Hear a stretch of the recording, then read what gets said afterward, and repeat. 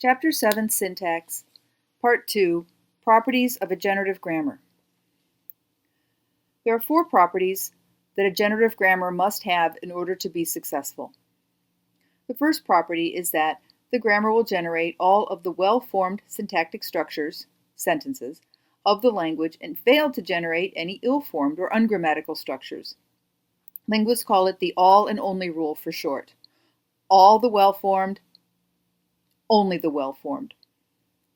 Number 2. The grammar will have a finite number of rules, but will be able to generate an infinite number of well-formed structures of grammatical sentences.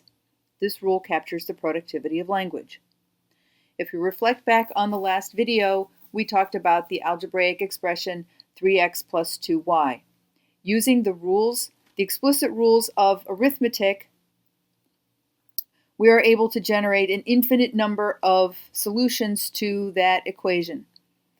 The same thing holds true with grammar. We have a finite number of phrase structure or syntactic rules, and we can generate an infinite number of sentences.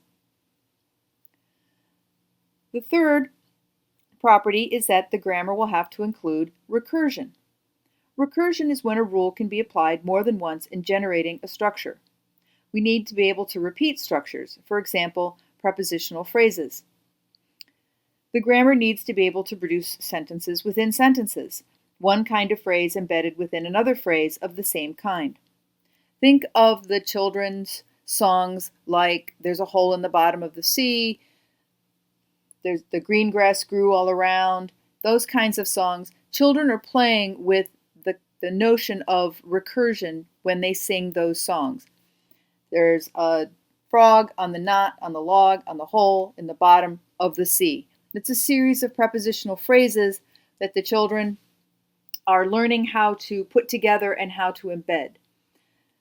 This is the dog that chased the cat, that chased the rat, that chased the mouse, that ate the cheese, that sat in the house that Jack built.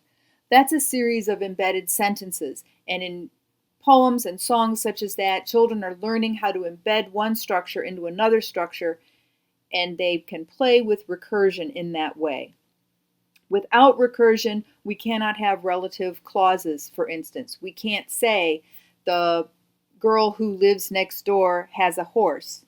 We have to say the girl lives next door, the girl has a horse. The fourth property is that the grammar should be able to reveal the underlying properties of 2 phenomena. The first is how some superficially distinct sentences are in fact closely related, and the second is how some superficially similar sentences are in fact distinct. We will talk more in depth on this property of a generative grammar in the next video. Thanks for listening. Bye.